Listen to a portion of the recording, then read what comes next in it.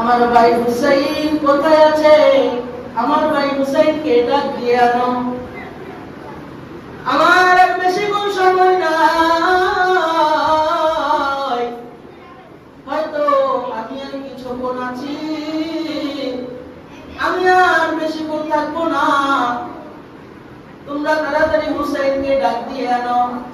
হুসাইন আলাইহিস সালামকে যখন ডাক দিয়ে আনা হলো, হুসাইন আলাইহিস সালাম এসে বলে, ও ভাই,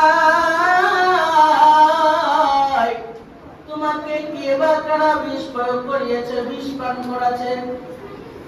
তখন হাসান আলাইহিস সালাম ডাক দিয়ে বলে, হুসাইন, এই বিচার আমি তোমার কাছে দেব না, এই বিচার আমি সাহাবীদের সর্দার আমার নানা হযরত মুহাম্মদ সাল্লাল্লাহু আলাইহি ওয়াসাল্লামের কাছেও দিব না, এই বিচার আমি আমার কোন সাহাবীদের কাছেও দিব না।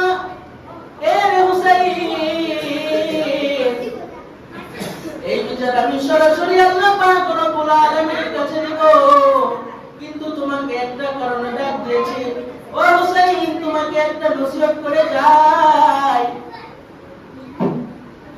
আমি যখন দুনিয়া থেকে বিদায় নেব, ও হুসাইন, তখন যদি সম্ভব হয় তখন আমাকে দাফন আমার নানার পাশে করিও। আর যদি উমাইয়ার বাধা দেয়, যদি উমাইয়ার বাধা দেয়, তুমি কোনো কিছু করিও না।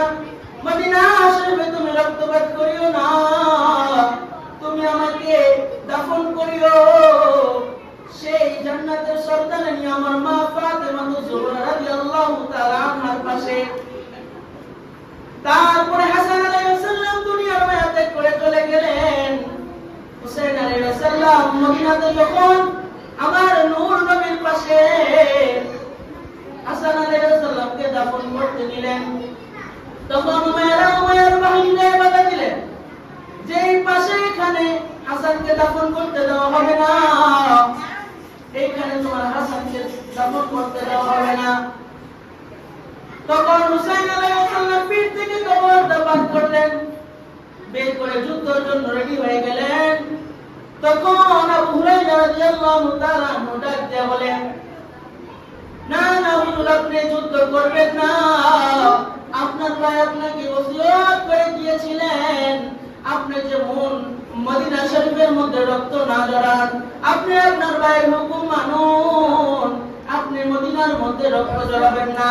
আপনার ভাই আপনাকে ওসিয়ত করেছিল যদি সম্ভব না হয় আপনার ভাইকে যেমন মা ফাতেমার পাশে দাফন দেওয়া হয়।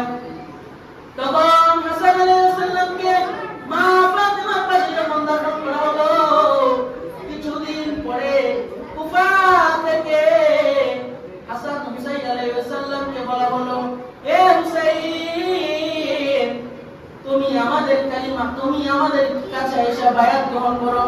তুমি আমাদের কাছে এসে যখন বায়াত গ্রহণ করতে বললেন, হুসাইন আলাইহিস সালাম বললেন, না না,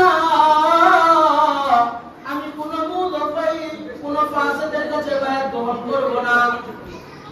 এই কথা যখন বললেন, হুসাইন আলাইহিস সালাম মদিনা শরীফের মধ্যে নবীজির রওজার পাশে গিয়ে নবীজিকে সালাম জানাইলেন। নবীজিকে সালাম জানাইয়া বললেন, নানা জান, আমি মক্কায় চলে গেলাম। নবীজিকে সালাম জানাইয়া হুসাইন আলাইহিস সালাম মক্কায় চলে গেলেন। মক্কায় যাওয়ার পর 40,000 চিঠি হুসাইন আলাইহিস সালামের কাছে আসলেন। এ হুসাইন,